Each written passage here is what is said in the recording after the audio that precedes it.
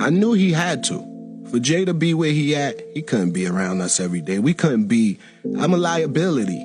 Like, you know, me now, being married, being a businessman, of course, things has changed, but the reckless Bleak, you couldn't be around us. Anything could happen and then it spills right back to you. So once Jay started doing these billionaire deals, basketball teams, moving teams from here to Brooklyn, you automatically knew the distance was warranted. It's not that he don't rock with you or don't rock with us. It's, hey, dog, I'm over here getting to these millions. Y'all still in the club popping bottles. I don't need that look. How did you understand something like that, though, but like a Beanie didn't? Like, I don't know. I try to tell these guys. That's the thing. If you really sit down, see, a lot of people, when they get these cameras cut on, they got an image. They got to, they got to keep it up. I'm this guy. I can't let nobody. But if they really, really sit down and have a real conversation with the reality pills on the table, not the other drugs, the reality pills, they'll tell you, I told these guys this was coming. Because I used to get the word from Big Homie, yo, niggas don't ship up. They don't act right. We gonna do this. And I used to be telling these guys, yo, it's only a matter of time before it's over. We got to get this right. And they used to look at me like, whatever. Like, I remember a time, right? Beans had his clothing line, State Property. We used to get clothes, boxes of State Property. So I'd look in State Property and said, manufactured by Rockaway. So I'm telling him as a brother, yo, bro, check your contracts and all that. Make sure everything right. Like, because I see it's manufactured by Rockaway. I don't think Rockaway was making their own clothes. So how they making your clothes? Like, this, as a businessman, this was like, didn't seem right. And this was at the time when he was saying, yo, I'm going to jail. I'm going to sign Freeway and the Young Guns, the Rockefeller. When I come home, they going to give them back the State Property. And I'm just sitting there like, oh, you think business work like this? So I'm trying to tell him these things like, he looked at me. This was when I knew me and Beans the relationship wasn't the same. Because he was like, yo, it sound like you hating on me, fam. And I'm like, what you mean? He like, yo, if Jay your man, like you say, why you ain't got no record label? Why you ain't got no clothing line? Dang, my man, he taking care of me, all this. And I'm like, I feel you, but you know why I don't have those things? Because my bro would never exploit my ideas for him to make a bag. That's what you need to realize. They're taking your ideas. And then when he came home from jail, what he said? They ain't owe me $2 million. Should have listened to Blizzle. But like I said, Jay not my man though. So welcome to Road to Billions podcast, the mentality of an entrepreneur. With your host, Moise Bertrand. Hey, what's up, everybody? It is your host, Moise Bertrand, the Road to Billions podcast. I'm grateful. I'm ecstatic. I'm thrilled, just to be, making another episode for you guys, of course, and just dropping some knowledge, I put that intro in the beginning, Memphis Bleak, I believe that's his name. Don't come for me if I got it wrong. But, he was one of his close friends was Jay-Z at the time, and I believe he still is close friends with Jay-Z and Benny Siegel and all that good stuff. And I wanted to put that intro specifically because a lot of us are holding on to friends and friendships and the ideas of, what a friendship's supposed to be. And I think a lot of us are held back due to the fact that we don't want to let our friendships or circles go. You get me? A lot of us grow, and growing is immensely painful because you start to see everything around you either die or don't grow at all. And if you live long enough, you can see that everything you did from the beginning you made that decision to up until where you're at now drastically affects your future. And, Bleak said something very profound when he was like, he wasn't the right person to be around when he didn't have his mind right. That doesn't mean he was malicious towards Jay-Z or anybody else. He just saying his priorities wasn't right. And I feel like a lot of people need to accept accountability for that as well, and also realize the friends you have now may just be hindering your growth, or you may just be hindering other people's growth.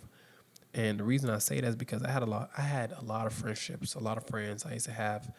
When I had a high school prom, I had everybody pull up to my house. I'm talking about 30, 40 cars, and, everybody was like cool with me. You feel me? And then when I started growing up, started doing real estate, started, taking my life a lot more serious, the people who I had gone to college with, high school with, And even some close people, man, just started turning weird on me. And it was the fact that I completely distanced myself from them because I noticed that their behaviors and everything was definitely affecting me, right? So if they're going out fighting and everything, no one's saying, oh, this guy specifically fought. They're saying, all you guys. So, we outside, we're fighting, we're roaring, rumbling with other guys. And I was like, man, I don't want to be a part of this lifestyle. Or, other people, you hear other people talk about people all the time, and you're like, man, I don't want to be around these type of guys. Why can't we just talk about business and, money and shit? So I definitely felt some type of void in my life when I made changes, but I knew those changes were like necessary. And not everybody's going to have the power to walk away.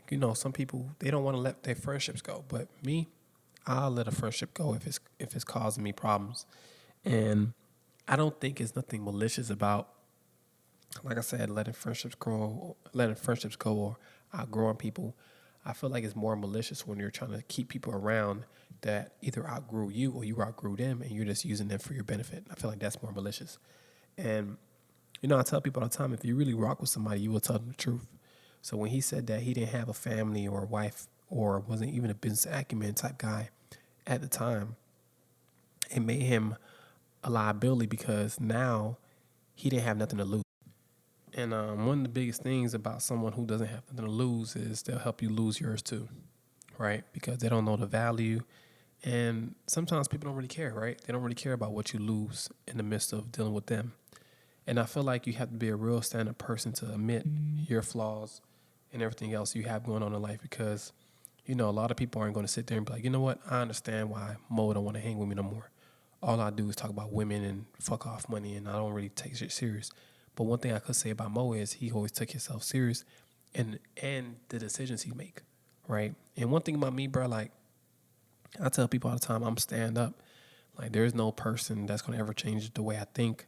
There's no person that's going to change the way I behave just because I feel like I'm true to myself and I constantly work on myself, right? So me working on myself may not be pretty or anything like that, but I'm going through the motion. Some people still have yet to identify where they went wrong in life. And a lot of my friends, man, they're doing some good things right now. Some of them aren't.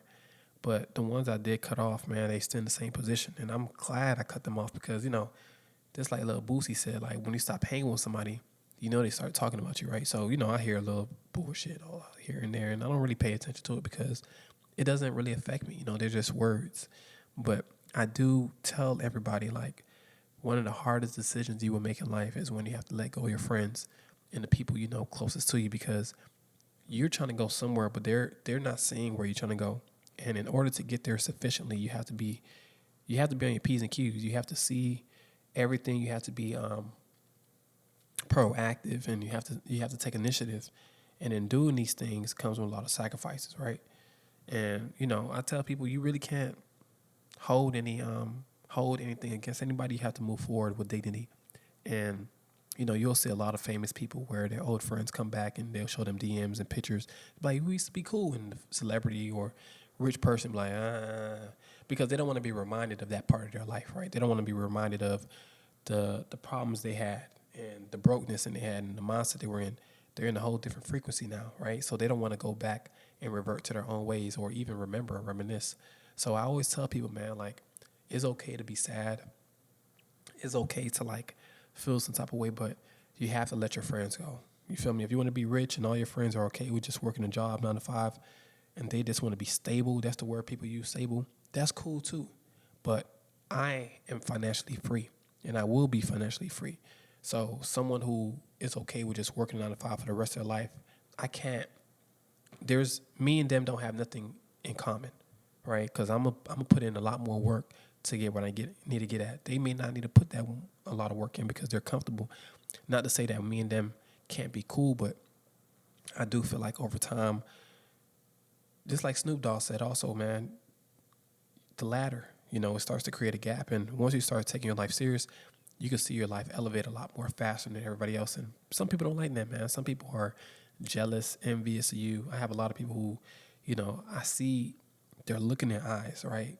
And there's a look that, it just looked like envy, man. I'd be like, man, what's wrong with you? In my head, I'm like, what's wrong with you? But I don't go back communicating with that person because I know that person doesn't have the best intentions for me. And you will never know somebody's intentions for you because a friend today could be an enemy tomorrow. So I kind of work solo dolo on a lot of my projects, and I keep a trusted circle of very few people I could count on my fingers. And even though with those people, they're doing their things, right? They're living their separate life besides me. So I feel like we come together and we create this momentum of success and business partnerships that allows us to accelerate a lot more faster than everybody else because we know our purpose. We know what we're trying to achieve out this life. And we're not looking to wait on anybody to give it to us. So we got to go get it. And, when you're the type of person like I am, that's real tenacious and real consistent with this grinding, man, it makes a lot of people feel uncomfortable if they're not doing what you need to be doing. So I tell people all the time, man, reevaluate your friends, reevaluate your circle, because the people you hang around the closest is who's going to dictate your future, right? And I apologize, too, if my voice sounds a little like raspy and everything. I'm getting over this flu, you guys. But I still been working on my real estate, still been doing all these great things that, that's going to allow me to continue my basis. But yeah, man, so I just wanted to drop this little simple episode for you guys to give you guys a reminder that, it's okay to have friends and it's okay to cut off friends, right? But what you have to understand is the law of detachment, not being connected to anything or anybody, not taking sides of anything or anything, anybody or anything, and just making sure you're selfish, right? I know selfish has a negative connotation to it, but it doesn't necessarily mean you're selfish like green. It means you're placing boundaries and you're just being there for yourself. And me being the person I am, I help everybody. I constantly help everybody get them houses, and no one really pours that amount of energy back into me. And that's why I tell you guys constantly, it's a tough cycle when you're actually being a mentor and when you're helping other people because people don't know what you're going through. People just see. And with that being said, people also envy what they don't know. They just see. So that was one of the reasons why I also took a step back from just helping people and, just putting a lot of people on because people don't really appreciate the work that was given to them. So with that being said, man, I wish you guys the best. Continue to work hard on your businesses. I know some people ask me, like, how do you become an entrepreneur? And, honestly, I have an episode for that, but the only words of wisdom I can give you is follow your heart. Follow your heart and, just do what feels right to you. I know that sounds cliche, but whatever feels right to you, man, that's what's going to make you passionate about it. And you're eventually going to find a way to make money off of it. And when you do those things, everything else opens up for you. So you just want to keep a mindset of this positivity and, having that right energy around you. So like I said before, man, continue to put God in your dreams. Continue to use God in your plans. Keep faith, of course. And most importantly, listen to Road to Business podcast, baby. Thank you guys and have a great rest of the day.